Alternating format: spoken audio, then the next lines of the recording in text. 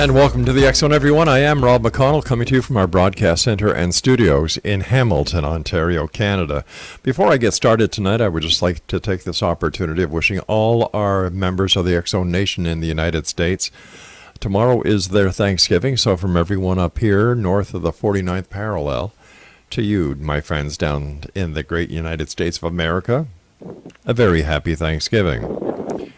If you'd like to send me an email, xzone at xzoneradiotv.com, on all social media sites, Xzone Radio TV. If you'd like to find out about the programming we have available for you on the Xzone Broadcast Network, all you need to do is go to www.xzbn.net. And for the programming on the Xzone TV channel on Simul TV, it's channel 21, www.simultv.com. My guest this hour, X Zone Nation, is Brian Regal. He is an assistant professor of the history of science at Keene University in New Jersey. He is the author of the recent Searching for Sasquatch, Crackpots, Eggheads, and Cryptozoology. Joining me now is Brian Regal. And Brian, welcome to the X Zone. Thank you. And I'm an associate now. I got promoted. Well, congratulations, sir. Associate professor. Tell us, how did you get interested in into the search for Sasquatch? Well, my formal training is as a historian of science. Right.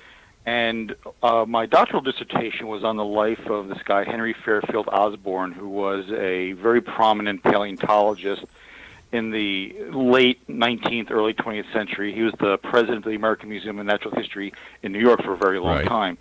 And he had some very interesting views on the relationship between religion and society and evolution. And so I was working on his biography of his life. And as I was studying the relationship between science and religion and politics and society, I started coming across these stories about monsters, and I got rather interested in it. And then I came across the life of Grover Krantz, who was an American paleoanthropologist at the University of Washington.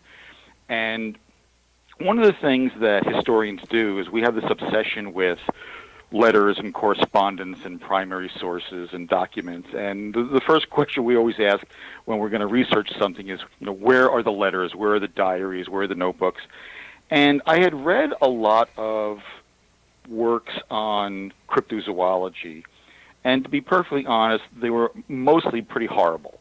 Not well written, not particularly engaging, not works that actually went to the historical material. It was mostly, stories upon stories, passed down from stories.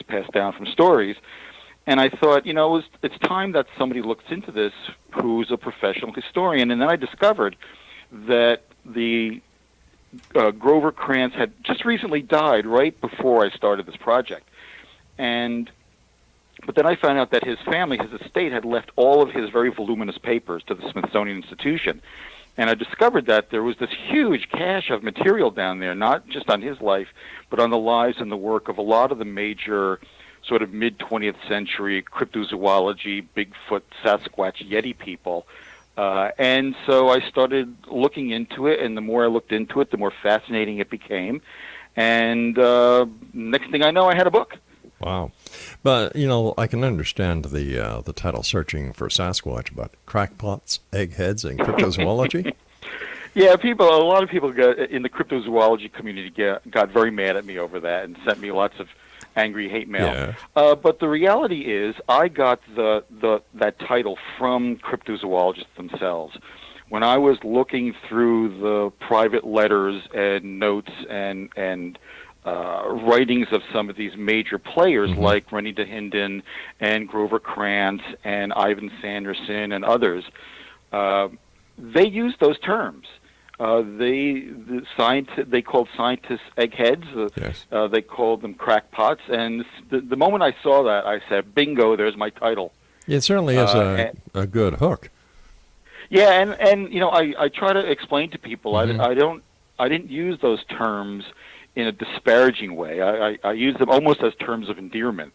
That these are the terms cryptozoologists, especially the people who are looking at anomalous primates like Sasquatch and Bigfoot, But these are the terms they used. These were the expressions they used when they were talking to one another. So tell me, based on the research that you did, does Bigfoot really exist? No. He doesn't. I'm sorry to break that one to you. Oh, no. I give talks all the time, and and the first thing I do to people, I say, okay, let's just rip this Band-Aid right off now. There is no Bigfoot. There's no Sasquatch. There's no Yeti. There's no Loch Ness Monster. There's no Jersey Devil. And, one of my little catchphrases I like to use is that it's all fun and games until the historian shows up. Well, I must tell you this. I've been doing my show for 29 years now, and you vindicated me. Well, thanks.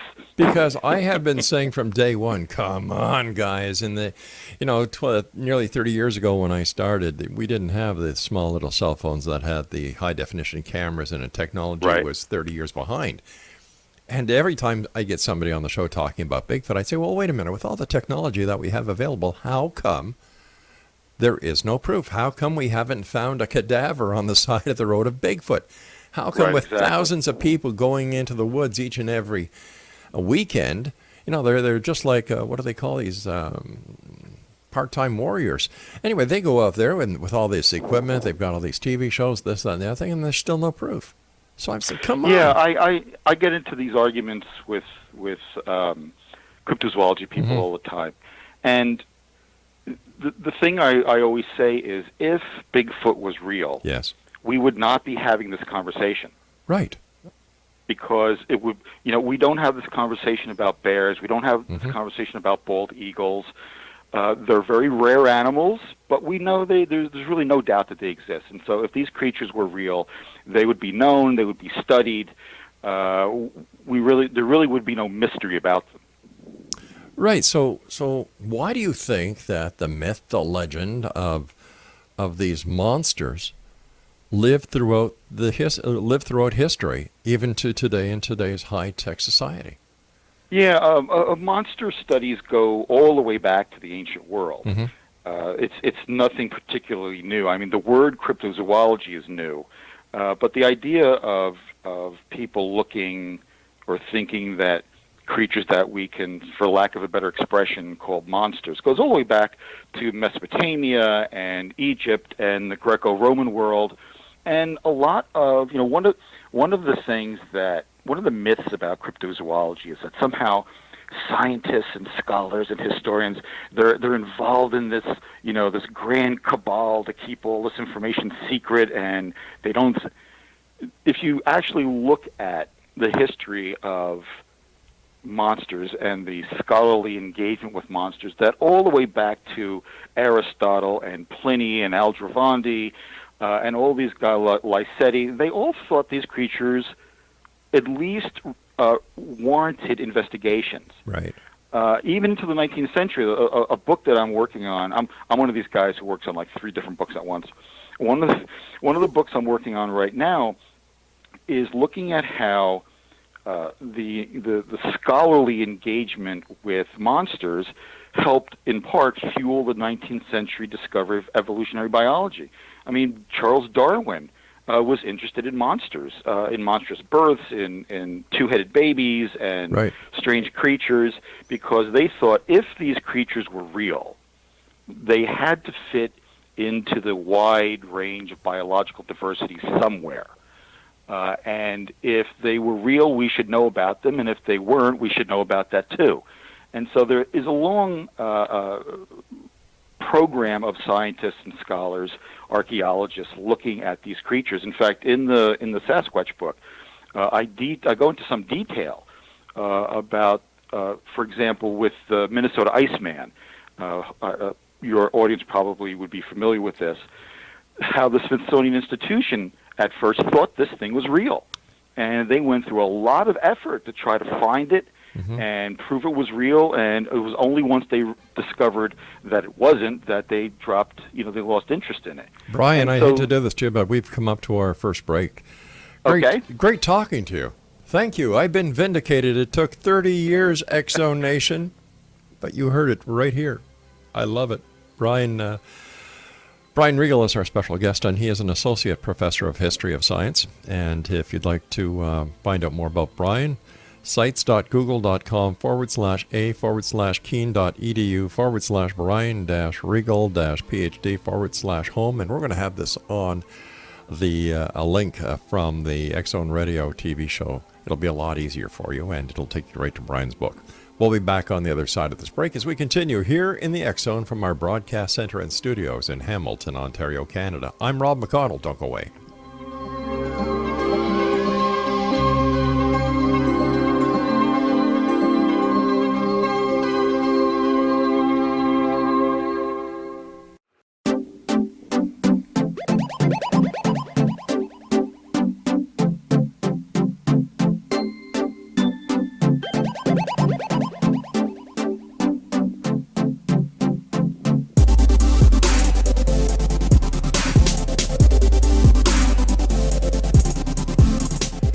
Welcome back, everyone. Brian Regal is an associate professor of history of science at Keene University in New Jersey, and he's the author of the recently published Searching for Sasquatch, Crackpots, Eggheads, and Cryptozoology. And once again, Brian, thank you so much for coming on the show and vindicating me after 30 years. My pleasure. Well, I've earned my pay for the day. You certainly have, my friend. Tell us a little, before we go on, tell us a little bit about Keene University. It's a state university here in New Jersey, a four-year liberal arts university with what we like to think is one of the best history departments in the region. Yeah. And it's an excellent school. We've got about 14,000 students at any given time, and it's a terrific school. Excellent. Let's get back to the topic at hand here, the crackpots, the eggheads, and the cryptozoologies. So we were talking before we went to the commercial break about, what was it, the Iceland Man? Or the Iceland Minnesota Iceman. Right. And we had to take our break, so I'm sorry for cutting you off. So can we continue with it? Oh, yeah, well, I was just using that as an example of, there is this kind of trope within cryptozoology that professional scholars denigrate what they do and have no interest in what they do. And the reality is really quite the opposite. And I was using the Minnesota Iceman story as an example of how when scientists at the Smithsonian Institution got wind of this thing, they immediately thought it was real and went through quite a bit of effort to try to obtain the body and find out what it was and to study it. And so this idea that scientists are not interested in anomalous creatures or cryptozoological creatures really has no merit to it. I know lots of biologists and paleontologists and historians and zoologists, and every single one of them would love to think Bigfoot was real. They would love to be able to get one on an operating table and dissect it. And so, the scientific world would be interested in this. The problem is every time somebody comes along and says, "Oh, I found a carcass of Sasquatch," it's a hoax. Yeah. Every time we get titillated with, "Oh, here's the latest footage of the Jersey Devil flying around the Pine Barrens," you take one look at it and you immediately know it's fake. Right. Tell us about some of the other monsters that you've written about in your book, and how do we justify the interest even today in these monsters?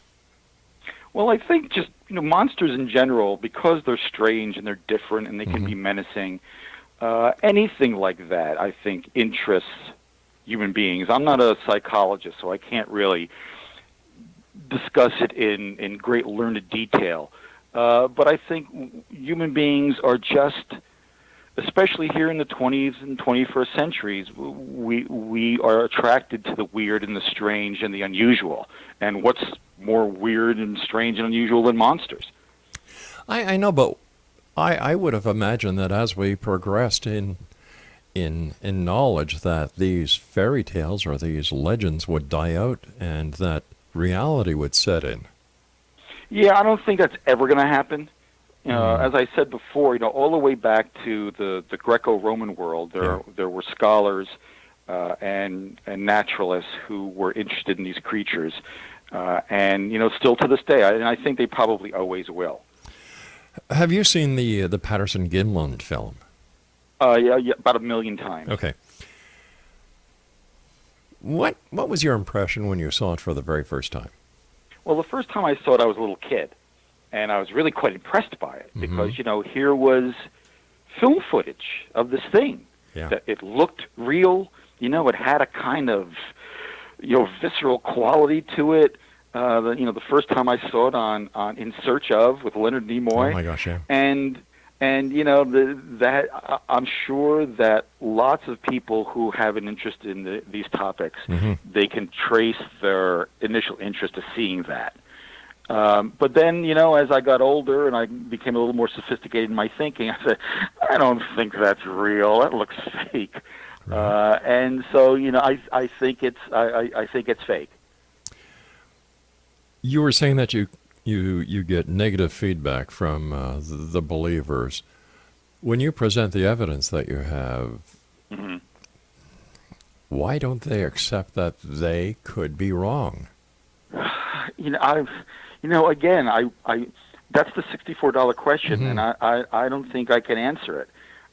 My latest book on the Jersey Devil, I give talks, public talks at clubs and libraries all over the place, and I'll go in and I've got an hour spiel, and I have slides and I show, and when it's over, there's always this little thing that happens where a few people will come up to you and shake your hand and say, "Oh, I really enjoyed your talk," that kind of thing. Thanks for coming.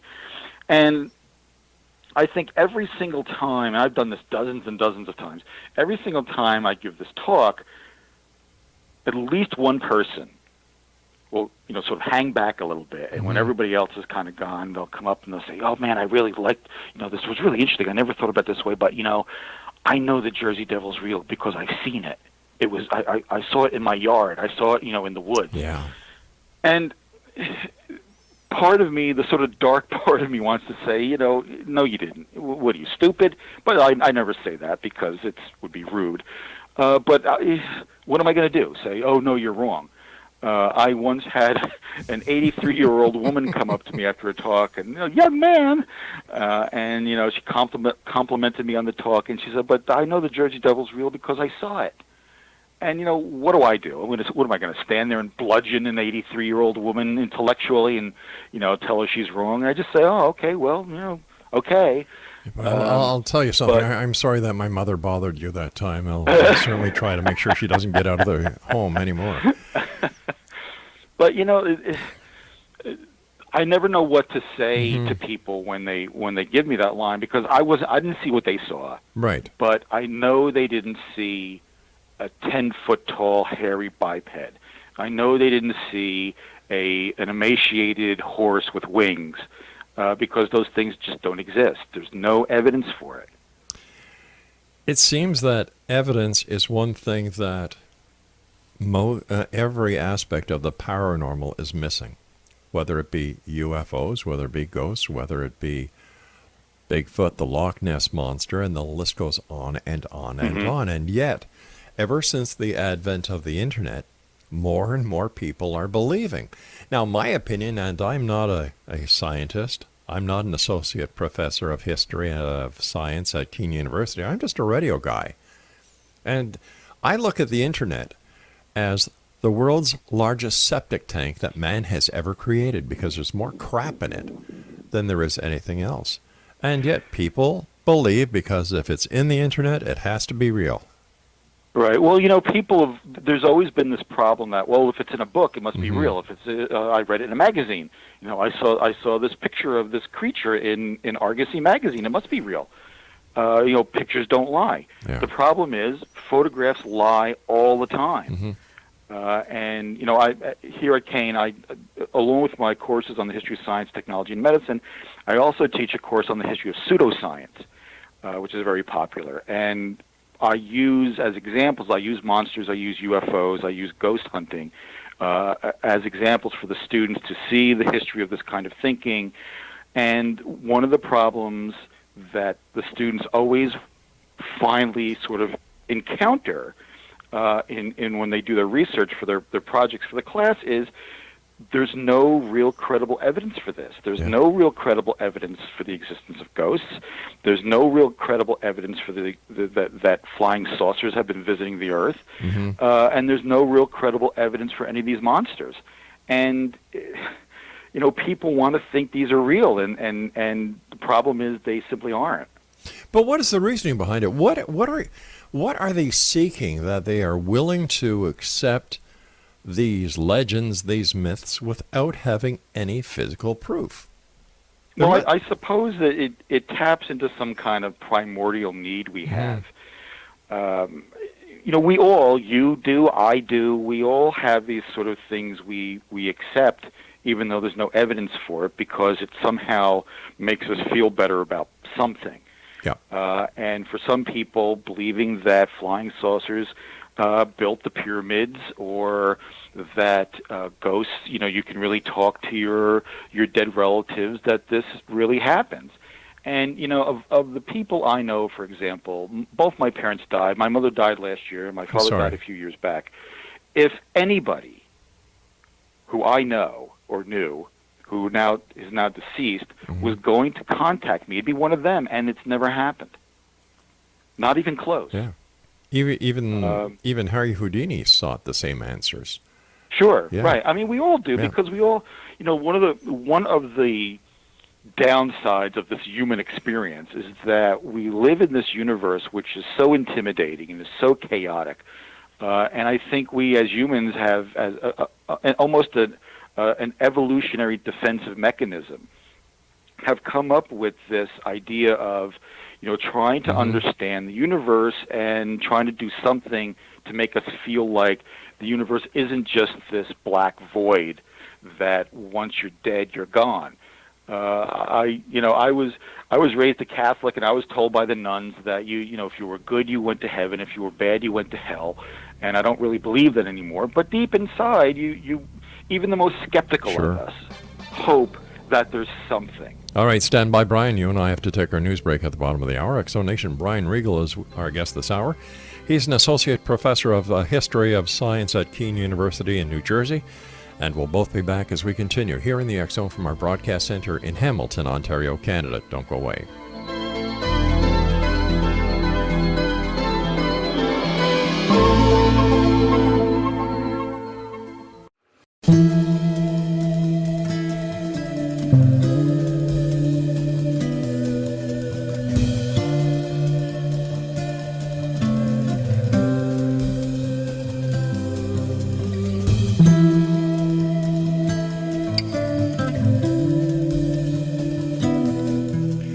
And welcome back, everyone. I'm Rob McConnell. My special guest this hour is Brian Regal.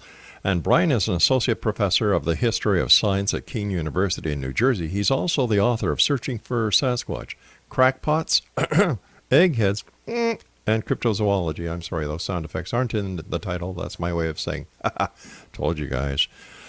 First of all, thanks again for being on the show, and congratulations on your book. Thank you. It's a pleasure.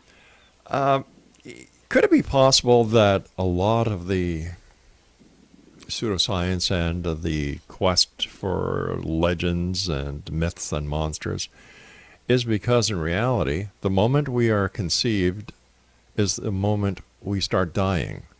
And when we look at the immenseness around us, that people have a hard time accepting that, you know what, here today, gone tomorrow. You're here for a good time. You're not here for a long time.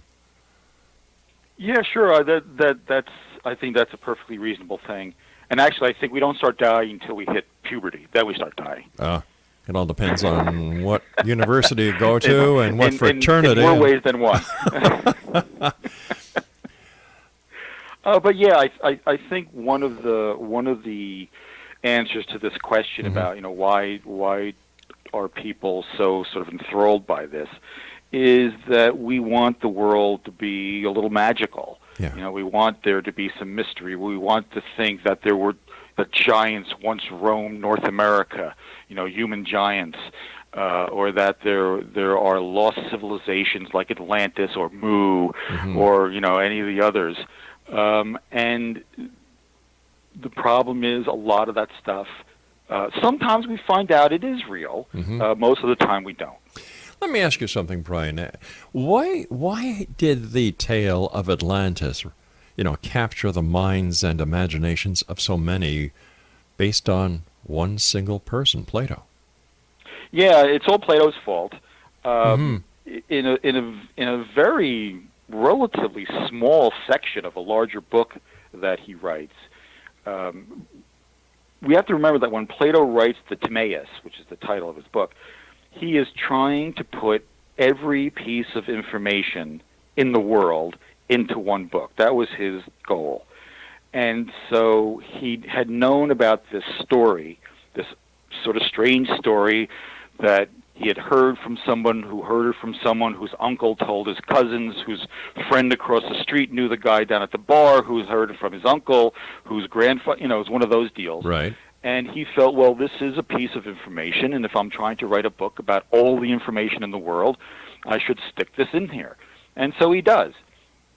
And it really doesn't sort of catch on until the 19th century when a guy named Ignatius Donnelly, who was a Republican senator from, I think, Michigan, either Michigan or Minnesota, decided to write a book about it. And he came to believe that, well, if Plato says it's real, it must be real. And that sort of kicks off the modern fascination with Atlantis. And every once in a while we get these headlines, has Atlantis been found? The easy answer to that question every single time is, no, it hasn't. I was speaking to somebody last week who is a proponent of the hollow earth theory. We were just talking about this in my pseudoscience class, hollow earth theory. Yeah.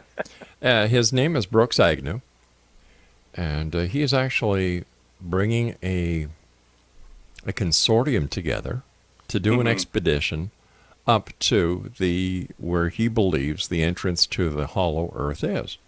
Right, the giant hole in the North Pole. Exactly. And yeah, well, this is something that's been done before. Sure. But why? We know it's not there. We know the earth isn't hollow.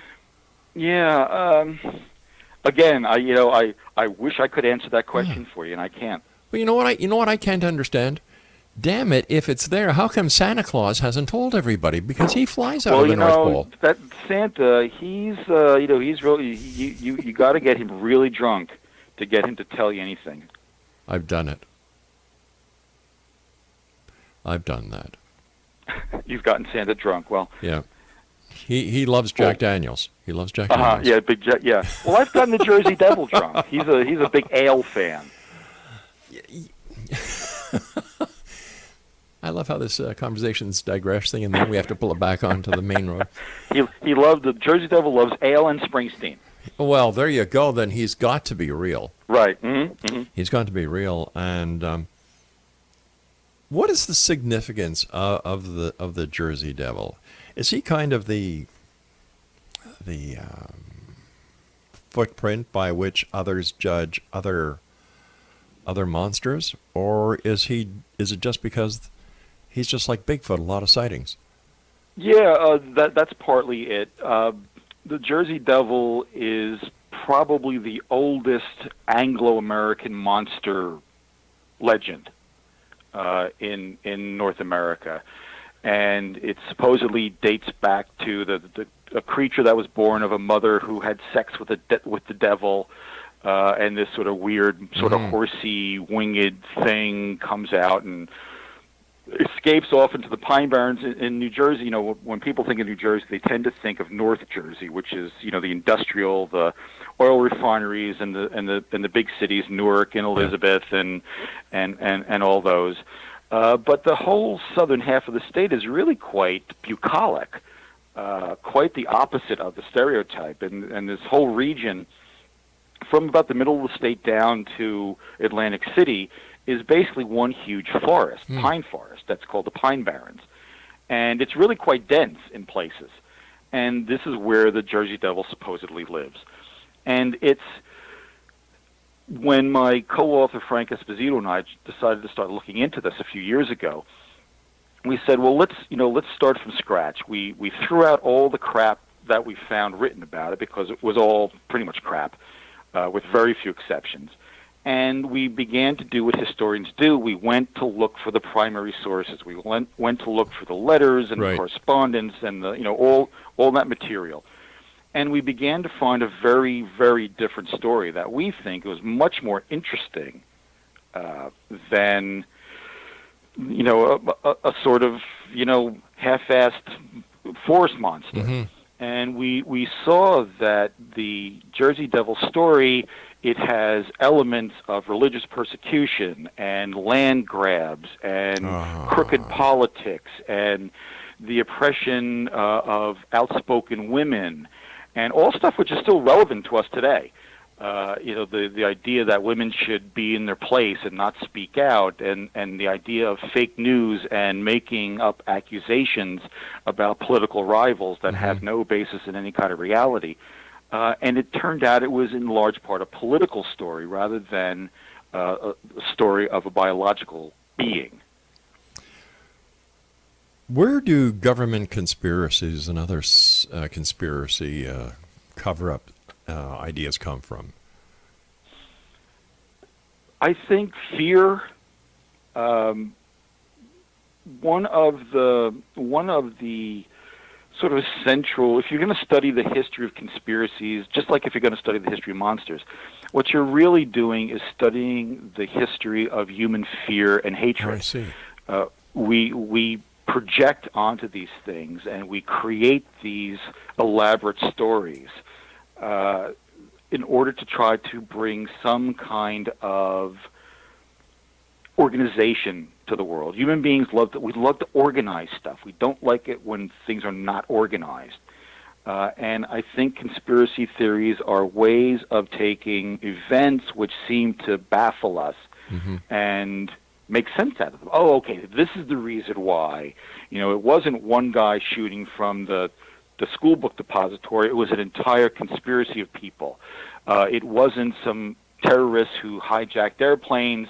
It was this huge cabal, probably even within the U.S. government itself, that did this.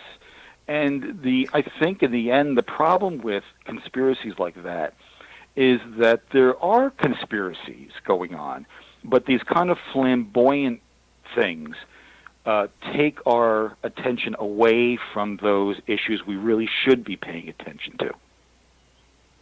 So how should somebody listening tonight differentiate between the fact and the fiction?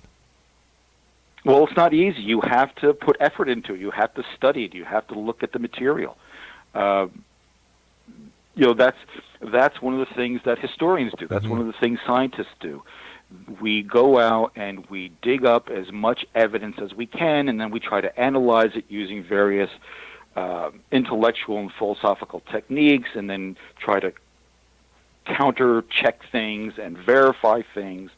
And the problem with most conspiracy theories is people don't do that. They sort of get the Wikipedia view, the superficial view, and some of the stuff can seem fairly legitimate on the surface, but once you begin to dig through, you realize that it's something completely different. All right, Brian, stand by. You and I have to take our final break for this hour. In Dixo Nation, our guest this hour is Brian Regal, and he's an associate professor of the history of science at Keene University in New Jersey. He's also the author of a recent book entitled Searching for Sasquatch, Crackpots, Eggheads, and Cryptozoology. And Brian and I will be back on the other side of this commercial break as we wrap up this hour here in the X Zone from our broadcast center in Hamilton, Ontario, Canada. And once again, to all our neighbors in the South, in the great United States of America, a very happy and safe Thanksgiving. I'm Rob McConnell. We'll be back. Don't go away.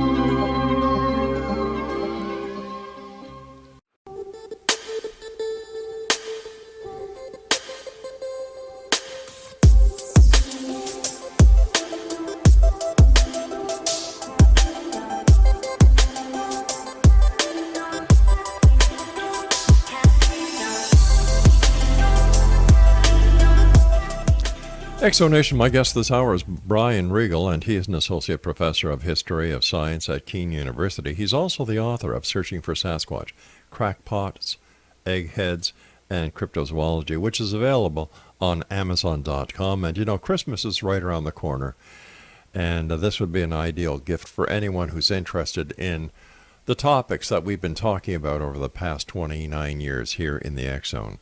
First of all, Brian, I want to thank you ever so much for joining us. Great pleasure talking to you. And what are some of the questions when you go out and you do your lectures, your speaking engagements, or book signings? What are some of the most frequent questions you get asked by those that you have the opportunity of meeting? Well, I always get asked about, are these things real? Are they really real? That's probably the biggest question. I also get a lot of angry hate mail about. I write a lot of op-eds on controversial topics like vaccinations and climate change and that sort of thing. And I always, whenever one of those comes out, I always get tons of people telling me that I'm a horrible person. I'm a shill for big pharma. That's a popular one. One guy wrote to me once and said, "Well, you're just one of these typical liberal college professors." And normally I don't even answer that sort of thing. If someone writes to me and wants to discuss a topic, in an adult fashion, I'm happy to do that. But if you start cursing at me, forget it. But I was just in the right mood with this one guy, and I wrote back to him and I said, "Sir, I am not a typical liberal college professor. I'm an outstanding liberal college professor." Good for you. I get a lot of stuff where people say, I never really thought of this way, and I really enjoyed your book, and it can be really satisfying, especially when some high school kid writes to me and says, "Oh, I just read your book on the Jersey Devil, and now I want to be a historian just like you." Wow. It's like, I'm not crying. You're the one who's crying. So it is a fantastic job. I love what I do. I get up in the morning. I can't wait to go and teach my classes and go to live in the library. I travel around the world a lot, mostly going to libraries. And I go to libraries for vacation the way some people go to Disneyland for vacation. It's just the topic is fascinating. I think I have some interesting things to say about it, and I hope that the books that I write will inspire people to continue to investigate. I'm not against paranormal investigation. I'm actually for people going out and trying to find monsters. A lot of people think that's strange, but this is the way we find out about the world. Right. And most modern science came about because people were looking for weird and wacky stuff, and instead they discovered biology. They discovered the way the heart works. They discovered that the Earth goes around the sun. And so this is the way we advance human knowledge. So I'm not against ghost hunting or any of these other things. Well, my question to the ghost hunters is, all right, well, what are you going to do when you find a ghost? What happens? Does the para industry that is generating billions of dollars now, is that going to cease to exist? Do you really think that if evidence would be ever found, that you could actually get it out there before the men in black snap it from you? And what I want to know about ghost hunting is, why do ghosts always seem to dress like Victorians? You never see a ghost in a toga, or in African tribal garb. They're always white Europeans in Victorian clothes. There must or be Civil War guys. Exactly. There must be an expiry date on them somewhere that we just haven't seen yet. Right. Yeah. And why don't we ever see Hindu ghosts? Why don't we ever see Jewish ghosts or Muslim ghosts? Why are there always Christian ghosts? So the ghost hunters, they got a lot to answer for. But it's got to be true. It's on television and it's on the internet. Yeah. Well, I guess these last 20 years I've been just wasting my time. Not in my books, pal. I think you're doing one hell of a great job. What's next for you? Well, the book I'm working on, the book that just came out is the book on the Jersey Devil, The Secret History of the Jersey Devil. and that's also available at Amazon and pretty much everywhere.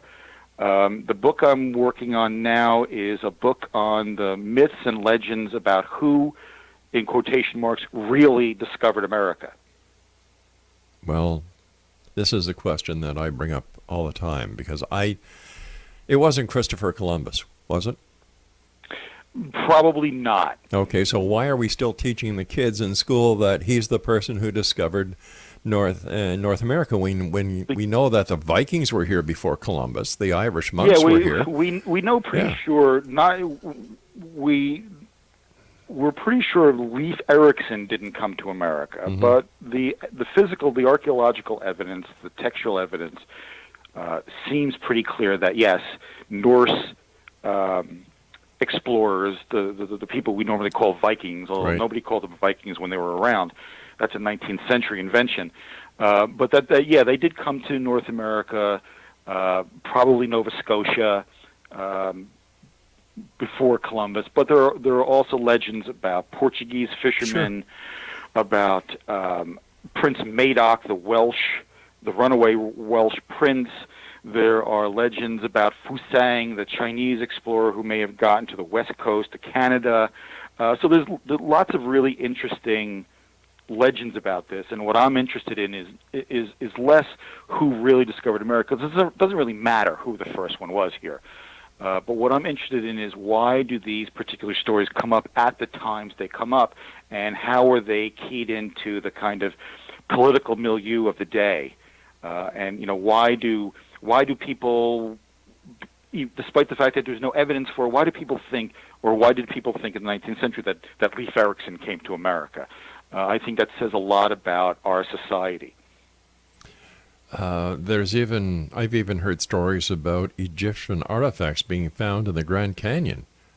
Yeah, pretty much any classical ancient civilization have been, tapped and said, "Oh yeah, we found Egyptian stuff in Minnesota, man, and there were Roman coins found in the Mississippi, man." So that means, it's pretty much anybody, Mesopotamians, Babylonians, African explorers, Chinese explorers, they've all been at one time or another put forward as, the real discoverers of America. So that's what I'm writing about right now. Well, good for you. I'm up to my eyes in original documents. Well, good for you. We'd love to have you back on to discuss that book when it's out and published, where your listeners can buy it.